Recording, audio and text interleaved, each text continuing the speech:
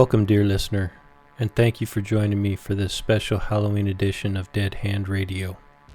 I'm your host, Andrew Hall. What we're about to embark on throughout these coming days leading up to Halloween is a series of interviews with people from all walks of life who've experienced some of the most harrowing, spine-chilling tales you've ever heard. We're talking ghost stories, haunted buildings, cursed lands, myths, legends, and lore, the likes of which many have never heard before.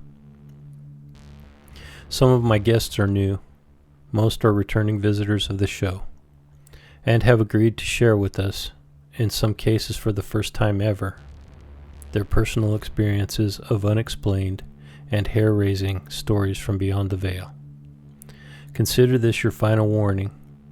Those who choose to proceed may have their sanity challenged, question reality, or lose their mind with fear from these tales of the unknown and unexplained. And now, the Dead Hand Radio Halloween Special.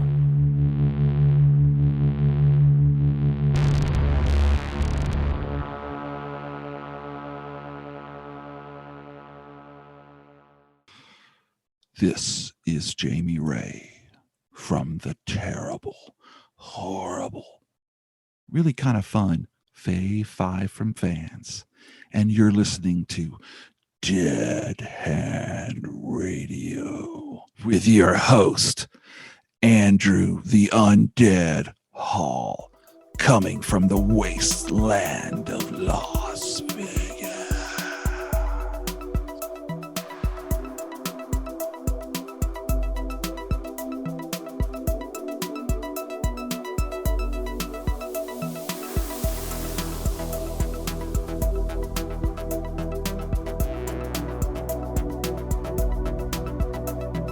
All right, man, so here we go.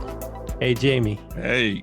Welcome back to Dead Hand Radio, and thanks for joining me for this special Halloween edition of the podcast, man. It's spooky. Ooh. That's what we're hoping for, man. You know, it's the season. It is the season, the most wonderful time of the year. Agreed. Yes, I do enjoy this time of year. But the reason that I did this, the Cold War has just been a very influential part of my life. And when I decided to start the podcast, which was heavily inspired by From the Wastes, Evan's podcast. Yeah, he's great. Yeah, exactly. And then Phantom Dark Dave, who was the first person to invite me to come on a podcast, and that really got the fire started for me. That right there is a good dude. Let me tell you. I agree. He's one of the reasons I do what I do, because his pop culture podcast was so influential. He had actually ended that prior to me starting the podcasting, but he was starting up his new podcast, which is the greatest podcast name of all time, in my opinion. The Podcast from Another World. I love that podcast name, man. It's a great one. I think it's the coolest name ever. Anyway, those two guys heavily inspired me. And then there was a third person who was I was recording with, and we were going a different direction than what I eventually ended up doing. And it didn't pan out. It was something that was, I'm eternally grateful to him. His name is Alex. He's a local here. He's somebody that I'm hoping to bring on to the podcast at some point because of his support and encouragement. And he's somebody that I've known for years. But the origins of that podcast just didn't pan out for me. It wasn't a direction that I really wanted to go. So, gotcha. So ended up starting the podcast Dead Hand Radio, and I'm almost 6 months into it, and my neighbor across the street I was talking to her and her husband about it, and she tells me her sister is a psychic medium. Oh, And, right there, the light bulb came on, and I thought, I'm going to invite her onto my podcast. So she did come on, and as we're talking, the big picture exploded, and I decided I have to do a Halloween special. oh, cool. And then it grew from her and I doing a 2-hour interview, which I normally do, Mm-hmm. to extending it to a 3-hour interview. Wow. And then it grew from there where I just wanted to invite all of my former guests to come back on, share their spooky experiences with me and the audience. And then I got in contact with a couple of other people who have written scary ghost stories, like true accounts of ghost stories within the Las Vegas area. Uh-huh. So I've now got it up to about, I think it's 11 guests. Wow. And each of those guests has shared about an hour of their story with me. So that's kind of the story of the Dead Hand Radio Halloween special. And because you're one of my previous guests, also SIP Network brother, or can we call it a member of the SIP Network Brotherhood? Yeah, it would be good too. I don't know if it's a brotherhood anymore though, because isn't Dave's girl part of the group now? Well, we're not a He-Man woman haters club, so Oh, for sure, you no, know, not at all. we could call it a personhood. Yes. Maybe. There you go. Oh, and I also believe that Ben's wife is Oh yeah, I married a Bigfoot or something like that. Yeah, yeah. right. She's podcasting now too. So there's 2 women that I know of that are part of the network. Yeah, we got to start calling it something else, I guess. Who came up with Brotherhood. that? The Slightly Irregular Podcast Network. I think somebody came up with the irregular or irregular regulars or something like that. And then somebody said, yeah, what about slightly irregular? Okay. And yeah. So I know there was a big push at the beginning where we were all on kind of going back and forth for stuff, and it was just kind of organic and came out. But I love it. It's a great name. Yeah, it's cool. It's a cool name. It's a great group of people. Every one of them is passionate about podcasting and supporting the other members. I'm just very grateful to be included in that group. We're all honored. It's such a positive group, and I just keep going back to it over and over again. Yeah, absolutely. So I think that's a pretty good. That's enough banter. We'll get into the meat of this because the Halloween special is supposed to be a little bit spooky. You got your great lighting on. If this was going to go on YouTube, man, you got the perfect backdrop. You got the perfect lighting for it. My Tom Savini signed Yes. Dawn of the Dead poster. My George Romero signed Dawn of the Dead poster. Fantastic, man. So Jamie, for your when I approached you about doing an episode for the Dead Hand Radio Halloween special, you suggested doing a reading of an Edgar Allen Poe poem. Right. This actually prose. No, Prose? It's actually one of his prose. Okay. Yeah. So one of his prose. Now, what's the title of that? So it's called The Facts in the Case of M. Valdemar. And it's a short story, I guess you would call it, that was originally written by Poe back in 1845. It came out in December of 1845 from the American Review and Broadway Journal. And it is well, I did a Fave 5 early on in the series where I had a very well-versed English teacher who loved Poe come in, and the 2 of us did our Fave 5 lists of his literary works. And this one came up as the number 4 for me on my list.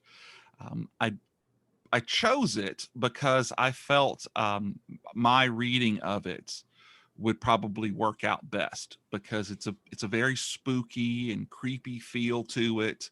Um, it's just really a couple of people who actually even speak, and it has a lot of great atmosphere. And I've actually never done anything like this.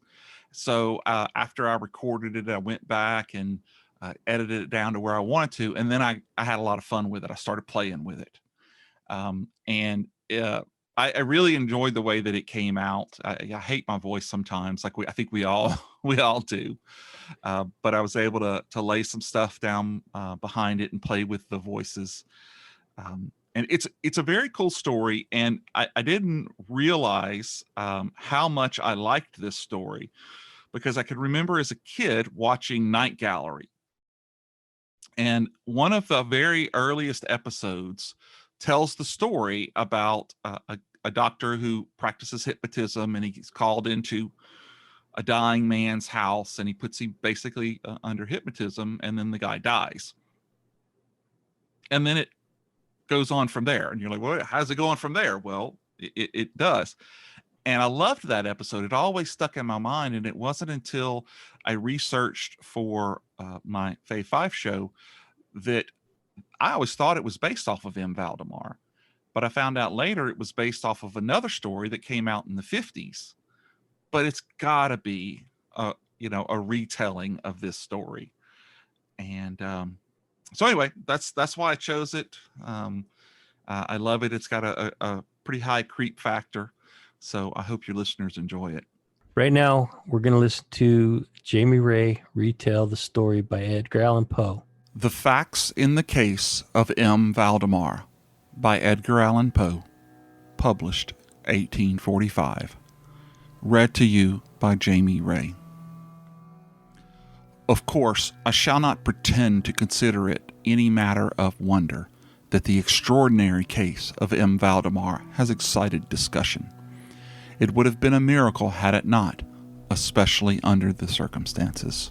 Through the desires of all parties concerned to keep the affair from the public, at least for the present, or until we had farther opportunities for investigation through our endeavors to effect this, a garbled or exaggerated account made its way into society and became the source of many unpleasant misrepresentations, and very naturally of a great deal of disbelief.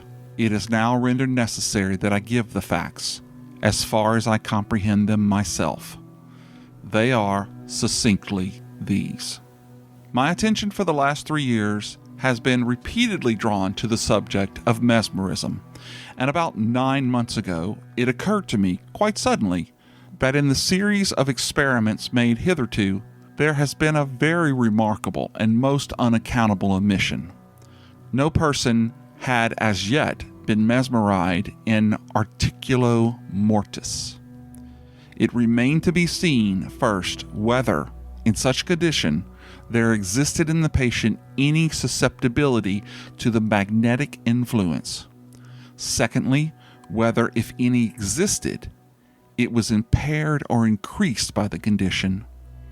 Thirdly, to what extent, or for how long a period, the encroachments of death might be arrested by the process. There were other points to be ascertained, but these most excited my curiosity.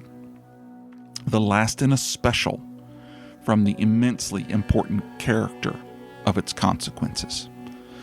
In looking around me for some subject by whose means I might test these particulars, I was brought to think of my old friend, M. Ernest Valdemar, the well-known compiler of Bibliothèque Forensica and the author, under the nom de plume of Iskar Marx, of the Polish versions of Wallenstein and Gargantua. M. Valdemar, who has resided principally at Harlem, New York since the year 1839, is, or was, particularly noticeable for the extreme spareness of his person, his lower limbs much resembling those of John Randolph, and also for the whiteness of his whiskers, in violent contrast to the blackness of his hair, the latter, in consequence, being very generally mistaken for a wig. His temperament was markedly nervous and rendered him a good subject for mesmeric experiments. On 2 or 3 occasions, I had put him to sleep with little difficulty, but was disappointed in other results which his particular constitution had naturally led me to anticipate. His will was at no period positively or thoroughly under my control, and in regard to clairvoyance, I could accomplish with him nothing to be relied upon. I always attributed my failure at these points to the disordered state of his health. For some months previous to which becoming acquainted with him, his physicians had declared him in coroned phthisis. It was his custom indeed to speak calmly of his approaching dissolution, as a matter neither to be avoided nor regretted. When the ideas to which I have alluded first occurred to me, it was of course very natural that I should think of M. Valdemar. I knew the steady philosophy of the man too well to apprehend any scruples from him, and he had no relatives in America who would likely interfere. I spoke to him frankly about the subject, and to my surprise, his interest seemed vividly excited. I say to my surprise, for although he had always yielded his person freely to my experiments, he had never before given me any tokens of sympathy with what I did. His disease was of that character which would admit of exact calculation in respect to the epoch of its termination in death, and it was finally arranged between us that he would send for me about 24 hours before the period announced by his physicians as that of his decease. It is now rather more than 7 months since I received from M. Valdemar himself the subjoined note. My dear P, you may as well know now, D and F are agreed that I cannot hold out beyond tomorrow night, midnight, and I think they have hit the time very nearly.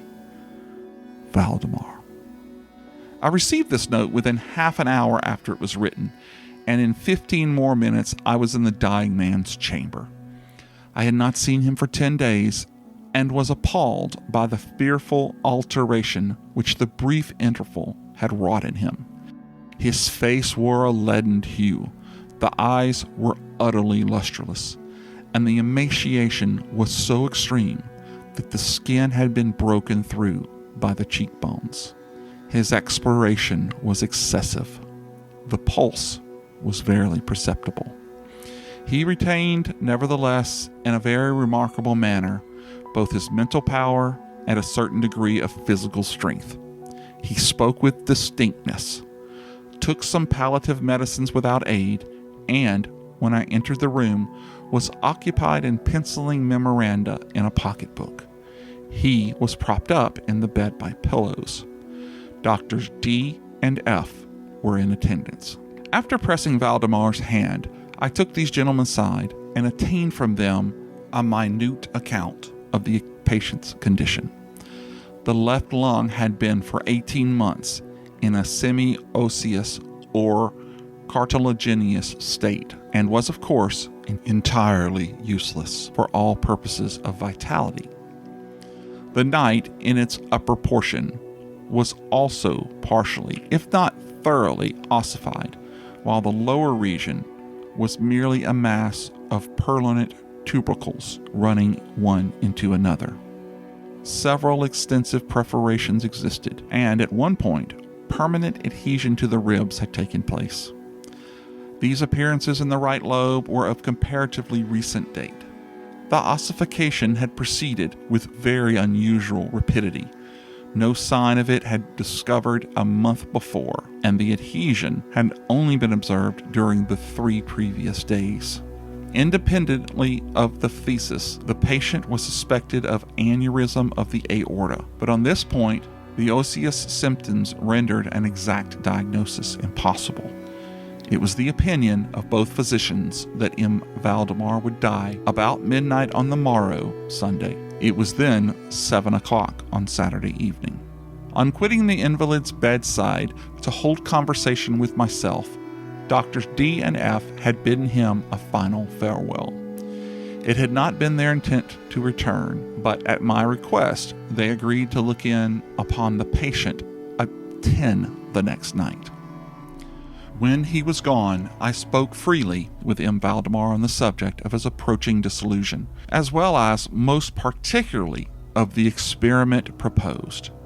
He still confessed himself quite willingly and even anxious to have made it, and urged me to commence it at once. A male and a female nurse were in attendance, but I did not feel myself altogether at liberty to engage in a task of this character with no more reliable witnesses than these people, in case of a sudden accident, might prove. I therefore postponed operations until about 8 the next night, when the arrival of a medical student with whom I had some acquaintance, Mr. Theodore L., relieved me from farther embarrassment. It had been my design originally to wait for the physicians, but I was induced to proceed, first by the urgent entreaties of M. Valdemar, and secondly by my conviction that I had not a moment to lose, as he was evidently sinking fast. Mr. L. was so kind as to accede to my desire that he would take notes of all that occurred, and it is from his memoranda that what I now have to relate is, for the most part, either condensed or copied verbatim.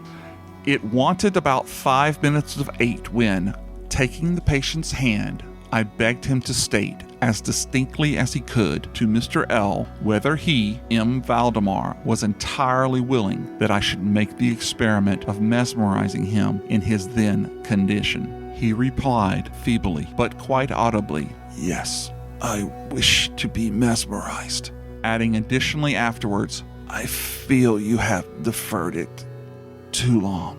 While he spoke thus, I commenced the passage which I had already found most effectual in subduing him.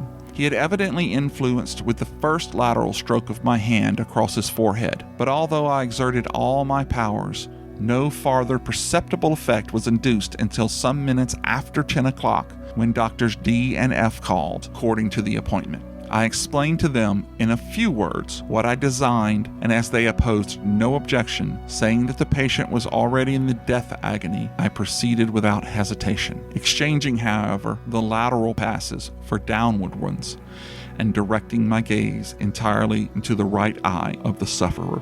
By this time his pulse was imperceptible, and his breathing was stertorous and at intervals of half a minute. His condition was nearly unaltered for a quarter of an hour. At the expiration of this period, however, a natural though a very deep sigh escaped the bosom of the dying man, and the stertorous breathing ceased. That is to say, its stertorousness was no longer apparent.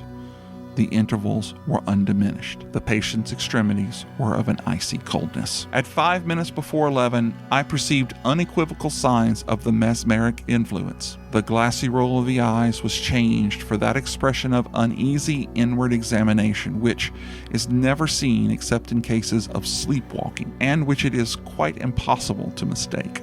With a few rapid lateral passes, I made the lids quiver, as in incipient sleep, and with a few more I closed them altogether. I was not satisfied, however, with this, but continued the manipulations vigorously and with the fullest extent of the will until I had completely stiffened the limbs of the slumberer, after placing them in a seemingly easy position. The legs were at full length, the arms were nearly so, and reposed on the bed at a moderate distance from the loins. The head was very slightly elevated. When I had accomplished this, it was fully midnight, and I requested the gentlemen present to examine M. Valdemar's condition. With a few experiments, they admitted him to be in an unusually perfect state of mesmeric trance. The curiosity of both the physicians was greatly excited. Dr. D resolved at once to remain with the patient all night, while Dr. F took leave with a promise to return at daybreak. Mr. L and the nurses remained. We left M. Valdemar entirely undisturbed until 3 o'clock in the morning, when I approached him and found him in precisely the same condition as when Dr. F went away. That is to say, he lay in the same position. The pulse was imperceptible, his breathing was gentle, scarcely noticeable unless through the application of a mirror to the lips. The eyes were closed naturally, and the limbs were as rigid and as cold as marble. Still, the general appearance was certainly not that of death. As I approached M. Valdemar, I made a kind of half effort to influence his right arm into pursuit of my own, as I passed the latter gently to and fro above his person. In such experiments with this patient, I had never perfectly succeeded before, and assuredly I had little thought of succeeding now. But, to my astonishment, his arm very readily, although feebly, followed every direction I assigned it with mine. I determined to hazard a few words of conversation. "M. Valdemar," I said, "are you asleep?" He made no answer, but I perceived a tremor upon the lips, and was thus induced to repeat the question, again and again. At its third repetition, his whole frame was agitated by a very slight quivering, a shivering. The eyelids unclosed themselves so far as to display a white line of a ball. The lips moved sluggishly, and from between them, in a barely audible whisper, issued the words, "Yes, asleep now. Do not wake me. Let me die so." I here felt the limbs and found them as rigid as ever. The right arm, as before, obeyed the direction of my hand. I questioned the sleep-waker again. "Do you feel pain in the breast, M. Valdemar?" The answer now was immediate, but even less audible than before. "No pain. I am dying." I did not think it advisable to disturb him farther just then, and nothing more was said or done until the arrival of Dr. F., who came a little before sunrise and expressed unbounded amazement at finding the patient still alive. After feeling the pulse and applying a mirror to the lips, he requested me to speak to the sleep-waker again. I did so, saying, "M. Valdemar, do you still sleep?" As before, some minutes elapsed ere a reply was made, and during the interval, the dying man seemed to be collecting his energies to speak. At my fourth repetition of the question, he said very faintly, almost inaudibly, "Yes, still asleep, dying." It was now the opinion, or rather the wish, of the physicians that M. Valdemar shall be suffered to remain undisturbed in his present apparently tranquil condition until death should supervene, and this, it was generally agreed, must now take place within a few minutes. I concluded, however, to speak to him once more, and merely repeated my previous question. While I spoke, there came a marked change upon the countenance of the sleep-waker. The eyes rolled themselves slowly open, the pupils disappearing upwardly. The skin generally assumed a cadaverous hue, resembling not so much parchment as white paper, and the circular hectic spots which, hitherto, had been strongly defined in the centers of each cheek went out at once. I use this expression because the suddenness of their departure put me in mind of nothing so much as the extinguishment of a candle by a puff of breath. The upper lip, at the same time, writhed slightly away from the teeth, which it had previously completely covered, while the lower jaw fell with an audible jerk, leaving the mouth widely extended and disclosing in full view the swollen and blackened tongue. I presume that no member of the party then present had been unaccustomed to deathbed horrors, but so hideous beyond conception was the appearance of M. Valdemar at this moment, that there was a general shrinking back from the region of the bed. I now feel that I have reached a point of this narrative at which every reader will be startled into positive disbelief. It is my business, however, simply to proceed. There was no longer the faintest sign of vitality in M. Valdemar, and concluding him to be dead, we were consigning him to the charge of the nurses when a strong vibratory motion was observed in the tongue. This continued for perhaps a minute.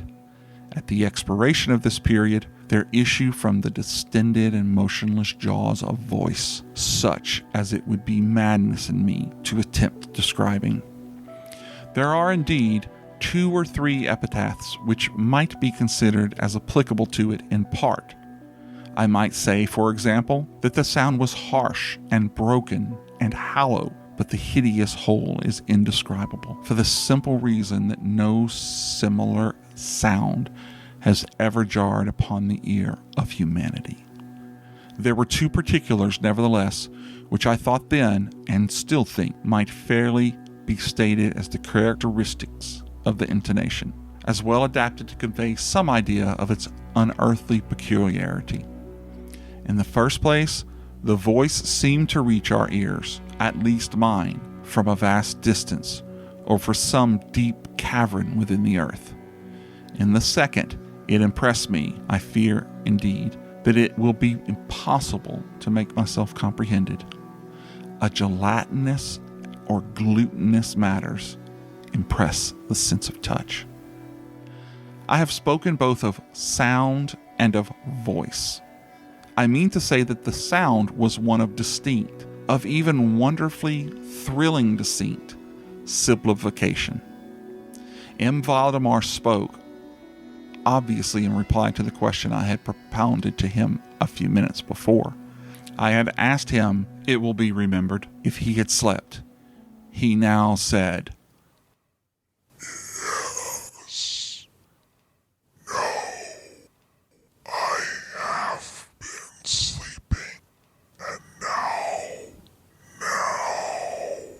I am dead." No person present even affected to deny or attempted to repress the unutterable, shuddering horror which these words, thus uttered, were so well calculated to convey. Mr. L., the student, swooned. The nurses immediately left the chamber and could not be induced to return. My own impressions I would not pretend to render intelligible to the reader. For nearly an hour we busied ourselves, silently, without the utterance of a word, in endeavors to revive Mr. L.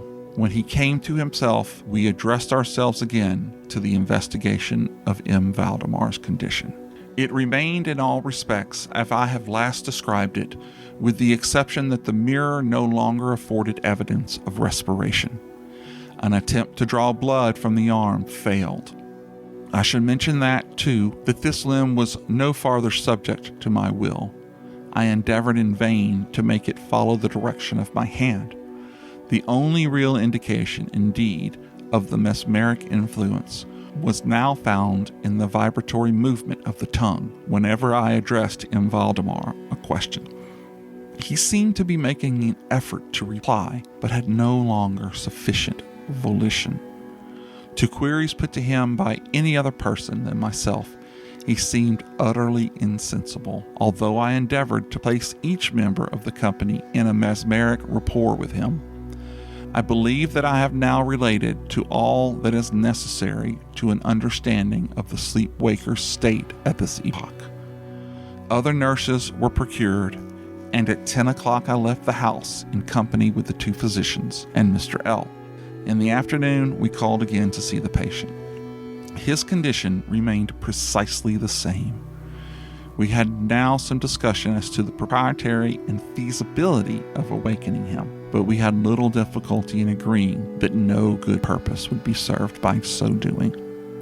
It was evident that, so far, death, or what is usually termed death, had been arrested by the mesmeric process.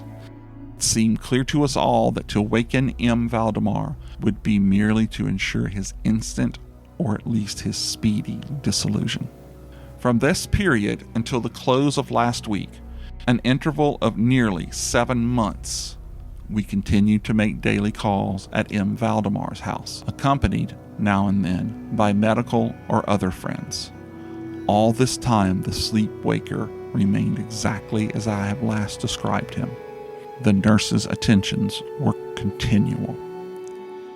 It was on Friday last that we finally resolved to make the experiment of awakening, or attempting to awaken him, and it is the, perhaps, unfortunate result of the later experiment which has now given rise to much discussion in private circles, to so much, for what I cannot help thinking, unwarranted popular feeling. For the purpose of relieving M. Valdemar from the mesmeric trance, I made use of the customary passes.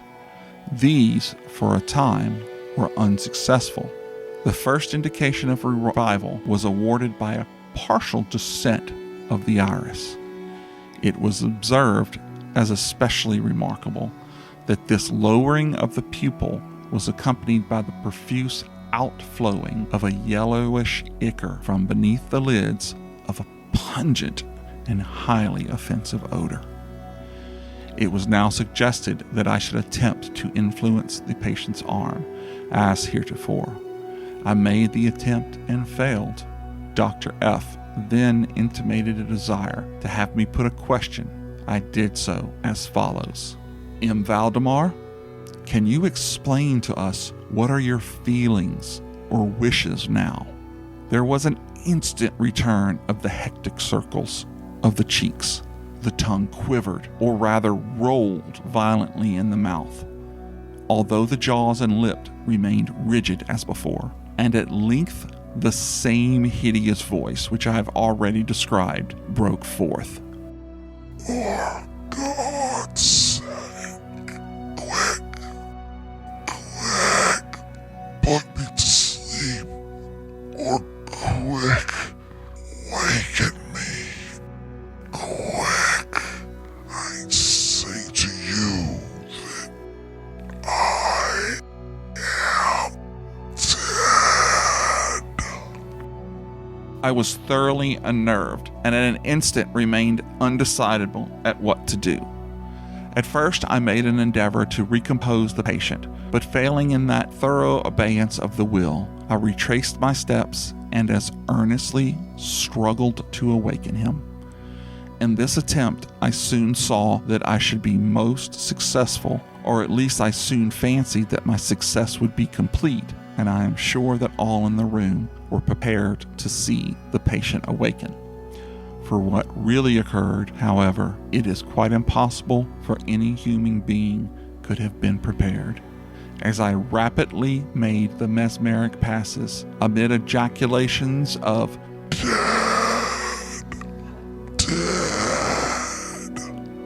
absolutely bursting from the tongue and not from the lips of the sufferer, his whole frame at once, within the space of a single minute or even less, shrunk, crumbled, absolutely rotted away beneath my hands.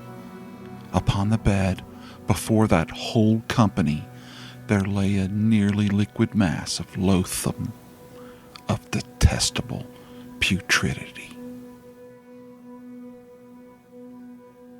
Thank you for joining me, and happy Halloween. The story was creepy. It was chilling. One thing I have to say, dude, you have such a friendly voice, but there's a creep factor in it that you don't expect. And Good. it's when the ghost starts to speak. Yeah. Or is it a ghost or the dead body? It's the dead. It's M. Valdemar, and basically it's his consciousness that is so greatly hypnotized that he is not allowed to leave his body. His spirit is not allowed. And I've read a bunch of different takes on this, and one of the things that most people will come back and mention is the fact that when his speech starts to come back, and especially when it comes from beyond, the tongue is what actually moves, and so the voice doesn't even come like from the vocal cords. It comes from a deeper place.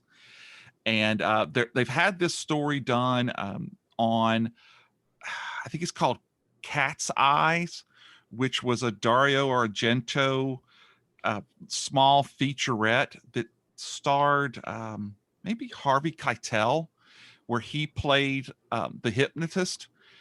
And it's a little different because in that story, he can't wake Valdemar up.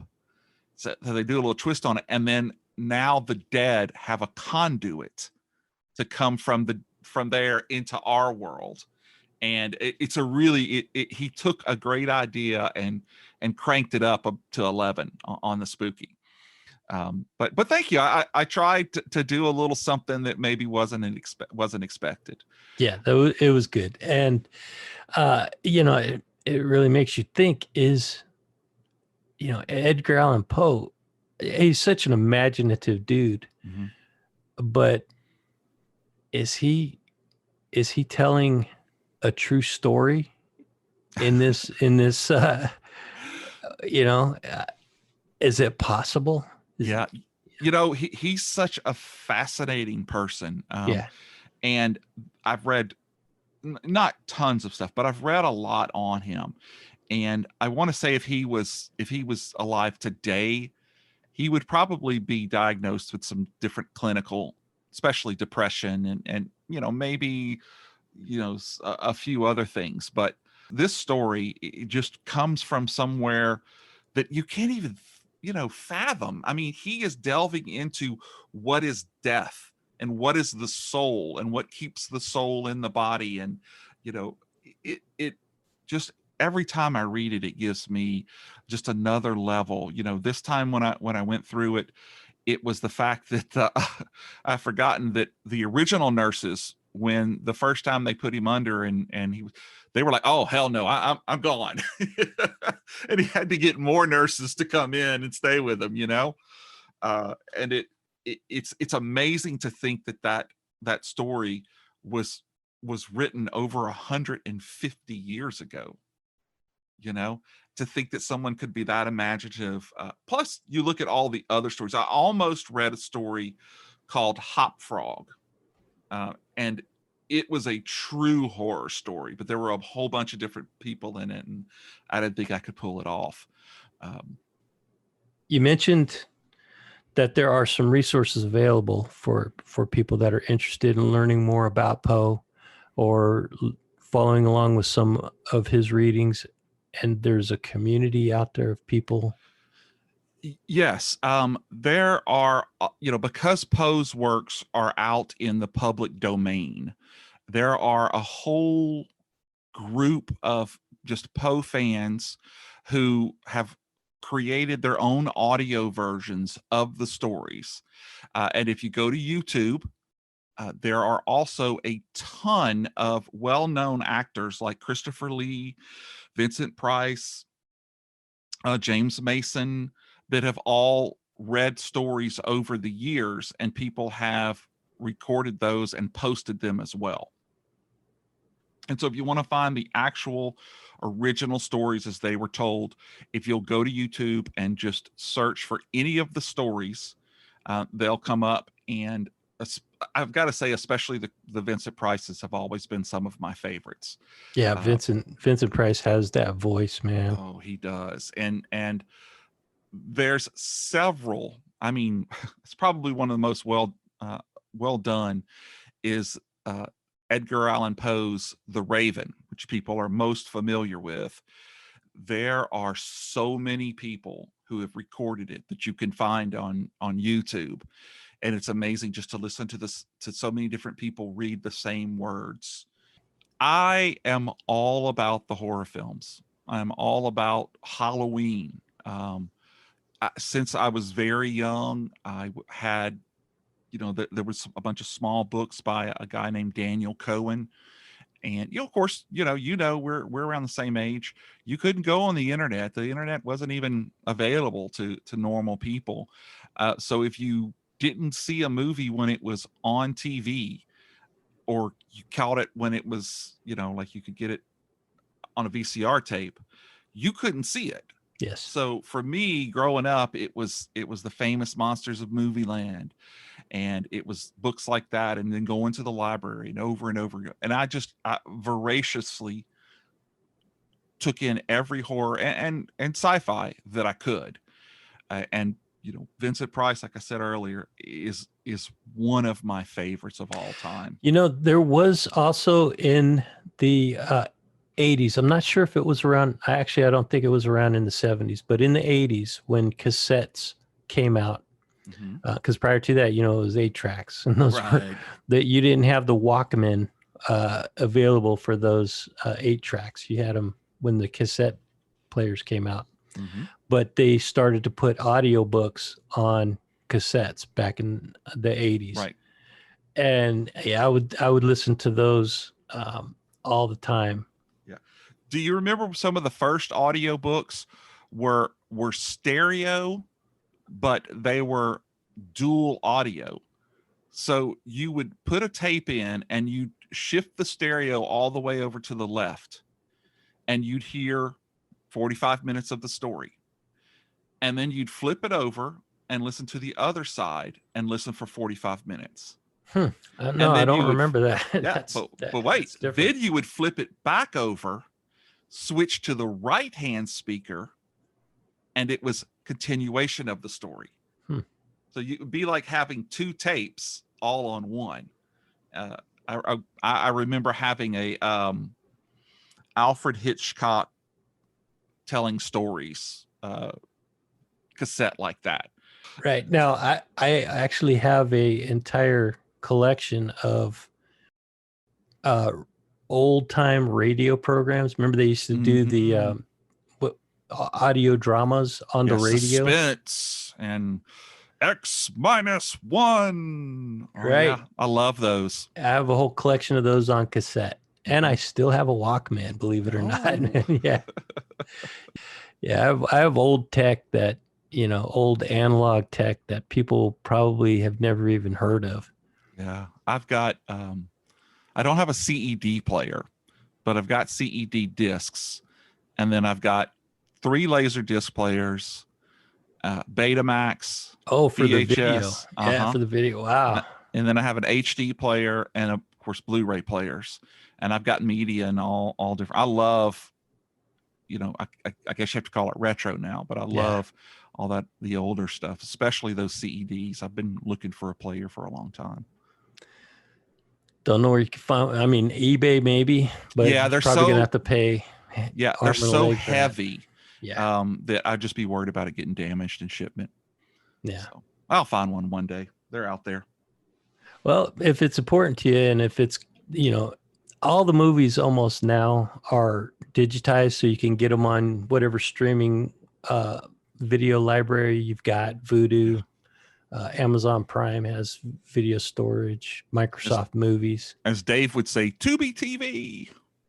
Tubi, yeah. Tubi. There's a bunch of movies on Tubi now. But Tubi has commercials, don't they? Yeah. Don't you have to watch the commercials too? Yeah, and IMDb, same thing. But I guess, like you said, if you can't find it anywhere else, it's a good place to find it. Yeah. Now with Tubi, there is a trick you can get around the commercials. Oh. And it's the same. It's true with YouTube also. If you don't like watching commercials on YouTube, download the Brave browser. Okay. And you can watch your YouTube and your Tubi movies commercial free. Never heard of it. Yeah. Wow. The Brave. I'll have to look up that. Because I do watch. It's funny, the stuff that I watch versus the stuff that I want to watch. Because there's like a lot of new horror films that I haven't seen yet. Simply because when I watch a new movie like that, I sit down and I'm focused on it. Where otherwise I could just sit here and watch, The Abominable Dr. Phibes for the 40th time and, instantly know exactly where it is at any time. And I noticed earlier today that Amazon Prime has a ton of classic horror films available for free on their Prime Video library. They do. And of course, the actual library is also a wonderful resource for finding older films. True. Yes, I agree. And a lot of times it's especially, during COVID, it's a contactless pickup. You could go online, you can find the movies. Lafayette has about 7 or 8 different libraries in our parish area. and they'll pull it from other places and have it waiting at the place closest to you. So I got to say, if there's something out there that you haven't found and it's on disc, if your library doesn't have it, chances are they can get it for you. And you're Louisiana, right? Mm-hmm. Do you live down near New Orleans? I live about 2 hours from New Orleans. Uh-huh. So New Orleans is at the tip. You come about an hour, and then there's Baton Rouge, and this is traveling along I-10. And then you come another hour, and it's Lafayette, and then you go about another hour, and it's Lake Charles. So all of these towns are on I-10. Lake Charles has been in the national news because within 6 weeks, it's actually Cameron, but the whole parish, but within 6 weeks, we had 2 hurricanes literally cross within 15 miles of each other. And I had friends, Patrick, who's been on my show a couple of times and who co-hosts the Pop Ninja podcast. He got power back, I think, on a Tuesday, and then the next hurricane hit on Friday. And he was out of power for 4.5 weeks, I think. So yeah, it's but we don't have mudslides or earthquakes or anything like that. But everybody's got their thing. But it's a wonderful place to live. I'm a redneck because I'm from about 70 miles up. But as soon as you cross I-10, it's a whole nother world down here. It's an interesting place. When I moved here, I was probably about 140 pounds, and there's just so much good food. There's always something to do down here. Good family oriented place. Yeah. Is it Cajun cooking, or is it just outright barbecue? Oh no, it's Cajun, and a lot of people, it's difficult to make the distinction. New Orleans style food is actually called Creole, and we're more Cajun. Now, what a lot of people don't know is that this area was originally settled by Christians who were kind of pushed out of the Nova Scotia Canadian, and they came down and they settled down here, and then spreading out. Of course, New Orleans was, I think, the 3rd biggest water port in the country, and it's always been, so they've got that area down there, but that's what everybody thinks of when they see, on TV. It's always in New Orleans, and we have different versions of things. Like we have our different Mardi Gras, where in New Orleans, you'll see a lot of naked ladies pulling their shirts up and a lot of drunken debauchery, which is fine for adults that want to do that. It's all great. But like here in Lafayette, it's more of a family oriented, where you don't have to get exposed so much to that, literally exposed. But it's just a wonderful, great place to live. I never want to leave this area. I tell people I wasn't born here, but I got here as quick as I could. Now, New Orleans is also, famous for Mardi Gras. Mm-hmm. And if anybody had not heard of that, Katrina, the hurricane that went through there and wiped out the city, made it internationally, I don't know if it's infamous or renowned, but everybody I think in the world knows New Orleans for that. But it's also known, and I don't know how well known it is for this, but it's known for quite a few hot spots in the paranormal Yeah, world. definitely.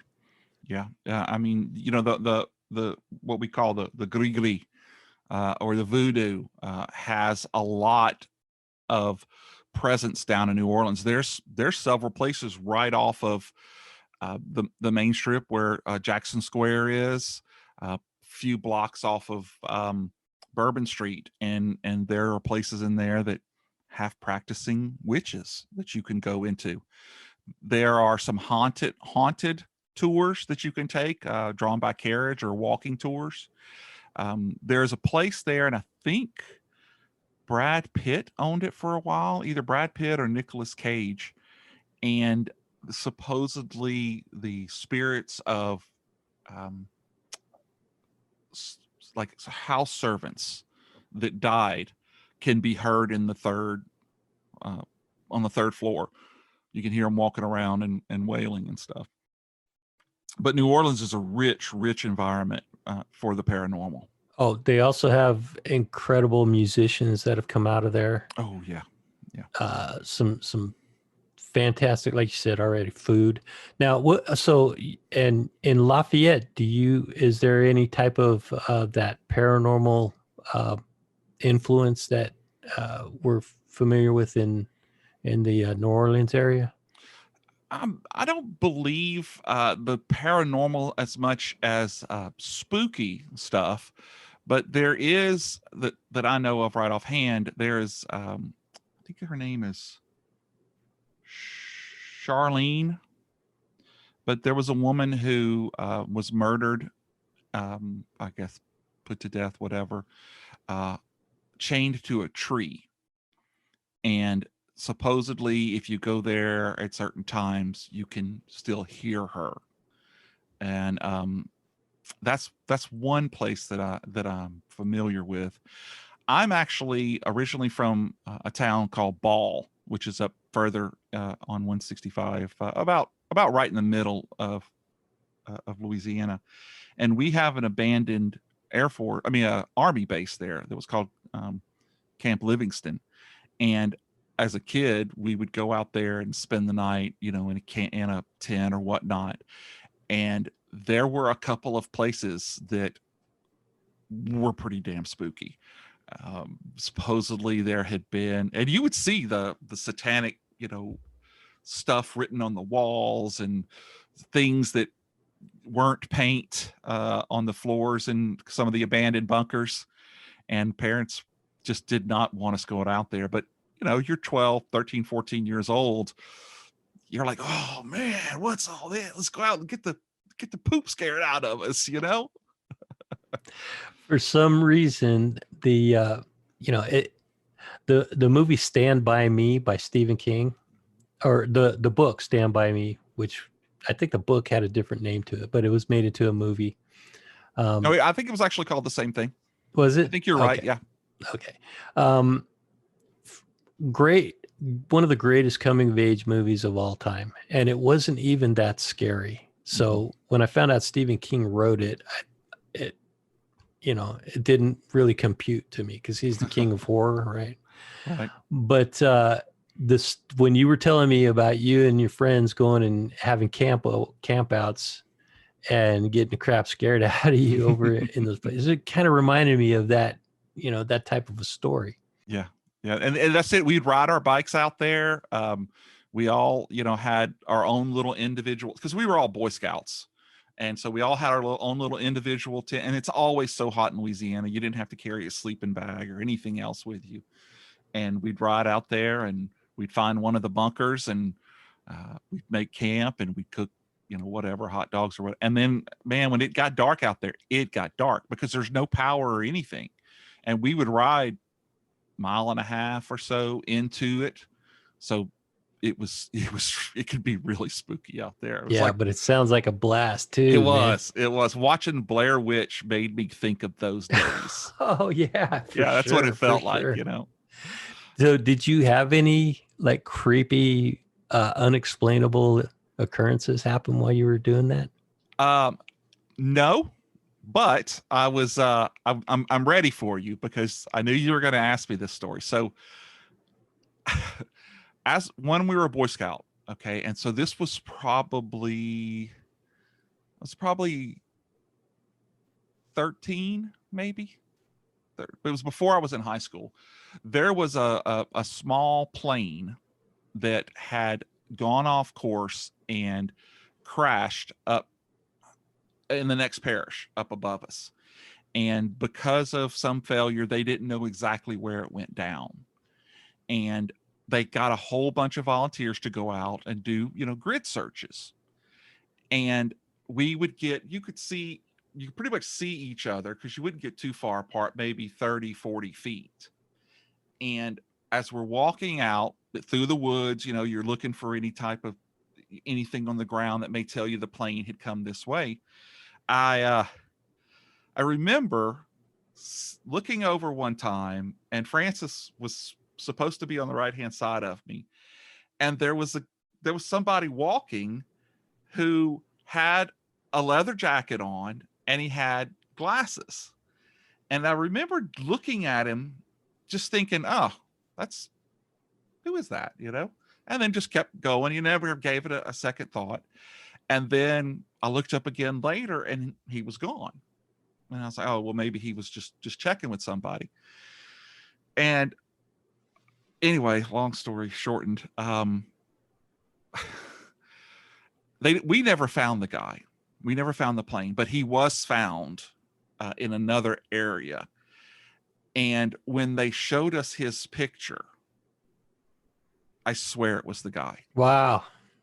That's a creepy story, dude. It was not dark, but it was waning in the twilight, you know, before it got dark. And when they showed us those pictures afterwards, and you could see the plane, and it was just, you know, and then okay, and you know, I can't even remember this guy's name. And here was the pilot. I looked at him and I just goosebumps, you know, the hair just stood up, and I was like, oh my God. And I went and asked the guy, did you see that guy? And he was like, no. What guy? There was no guy. He was between us. No, man, I never saw him. I was like, oh, hell no. Yeah. But that's about the spookiest thing I've ever had happen to me. Okay, you saw a ghost in real life with your eyes, man. Yeah. It wasn't imaginary. It wasn't a hallucination. That's scary, dude. Yeah. You know, Pat's I never told Pat that story. I should let him know too, because I know he would like that. Awesome, dude. So you broke that story here on Deadhead Radio, the Halloween special first. I'm so honored, man. Yeah, Thank you. wow. Thank you for sharing that. Now I do know one creepy story. Was that it? Did you have any other? No, that's really okay. I've had weird things happen to me all my life, but that was the only unexplainable thing that's ever happened. That and what could have been a flying saucer, but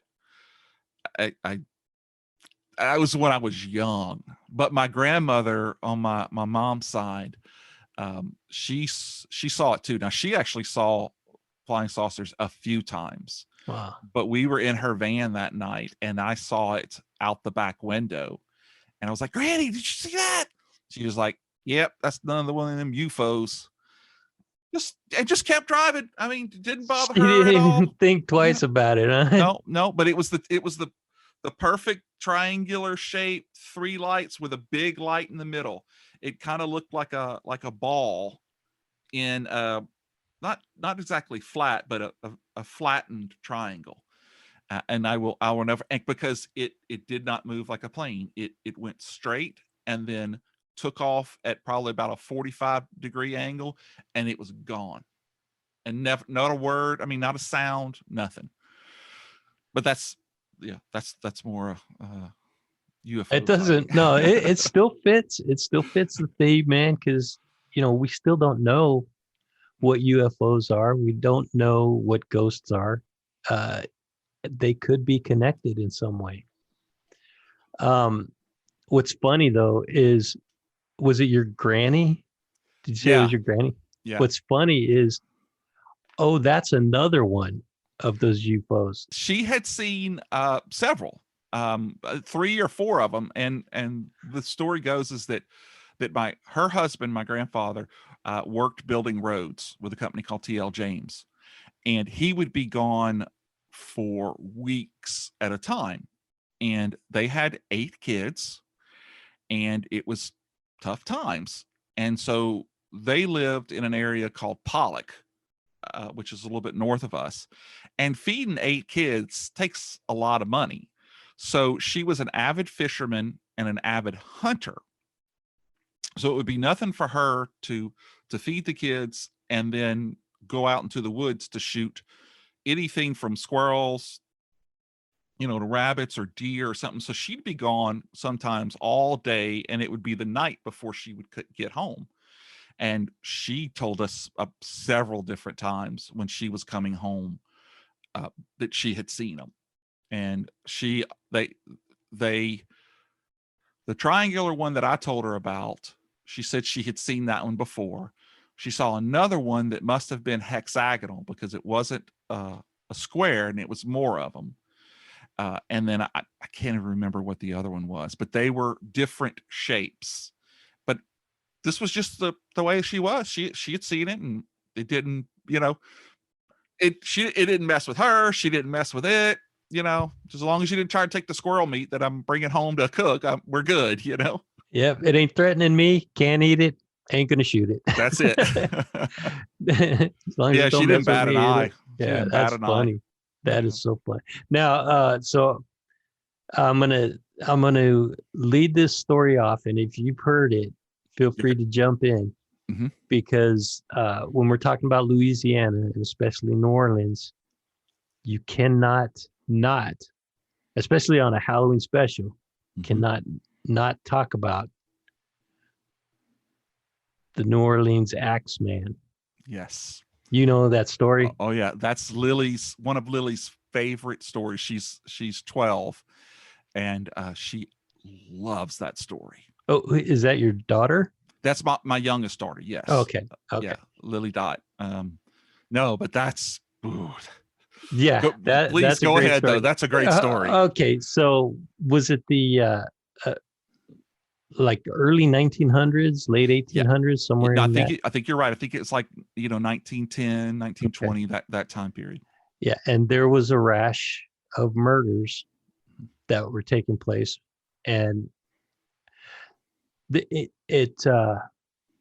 now I didn't research this. I'm going off of complete memory from my knowledge of this, but I believe that there were clues linking the murders back to the same murderer, but the police did not want to make it a big deal. They didn't want to let people know there was a serial killer because they didn't want to panic.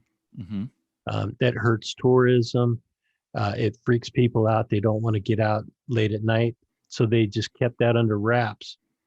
And the Axemen started sending letters to the police that said, I am the Axeman. These are my kills, and I'm taking responsibility for them. Right. And he also sent it to the newspapers. That's and right. That's when it hit. And of course he was called the Axeman because everywhere that he killed someone, like the first couple of times, he used an axe from their house. Oh, because that's a lot right. of people used, it was all wood stoves, and again, it doesn't get that cold down here, but so everybody had a little woodshed where you'd go out and you'd have your tools, and so that's why he was called the Axeman. It's because he would use it and leave it there for the police. So the story goes on, and they cannot catch him, and he's just continuously sending letters and taunting them, and and then he starts to talk about how he is not even human. Right. He's a demon or something like that. Exactly. And then he gives them an ultimatum. I'm not sure what year this was exactly or how long it had gone on, but it had gone on for at least a year. Mm-hmm. And his ultimatum was by midnight of this particular evening. Was it a Halloween? I don't think it was a Halloween. It might have even been a Christmas Eve. It was a special night. It was a Tuesday night. And what he said is that at 12:15, you have to be playing jazz music. And like the spirit of God who passed over any house that had an X with ram's blood, if you were playing that music, I'll pass by. And if you're not, then I'm gonna kill you. And so everybody was playing it. Yeah, so he had everybody, because it went out in the newspaper. Yeah. So everybody who read the newspaper, and I'm sure through the grapevine, everybody who had heard the story or the threat, the warning, that if you're playing jazz music, I'll pass you by. And if you're not, and this is the last time you're going to hear from me. I'm not going to kill any more people. I'm going to cease and desist all activity in this area. And he did. He made true to his promise, and he never killed again. In New Orleans. Did he resurface somewhere else? Okay, so again, this has been a little while since I did the story. So one of the things is that one woman survived the attack. And she says that there were two people, not just one. And she described him to the police. And so the police were looking for, I don't know, it was like a beanpole and a stocky guy type deal. And after the Axeman's jazz request and they stopped, she left, and I want to say moved to California. And then the police, when they were doing some stuff, they kind of found out that the guy who was killed was wrapped up maybe like in the mob. And they think it might have been a hit. And they started doing some other research, and she married another guy, and that guy got killed. So then they started to think that she was actually the one involved with the mob. And so one of the guys, somebody that was killed out in California, was also killed with an axe. But they could never tie the two of them together except through her. But it was, quote unquote, coincidence. I think I heard that story, or I read that story a few years ago, 3 or 4 years ago. I think I might have listened to a podcast about it. Yeah. Okay. So that's it for this episode of Dead Hand Radio. And I really appreciate you coming on and joining me for this Halloween special, Jamie. Look forward to connecting with you again in the future. That sounds great. Thanks for having me, sir. And as I like to say, this is Hulk Boy from Hollywood signing off. All right, my friend. It was great pleasure talking to you as always. You too, sir. Looking forward to hearing them. All right. Have a good one, Jamie. You too now. Okay, bye-bye.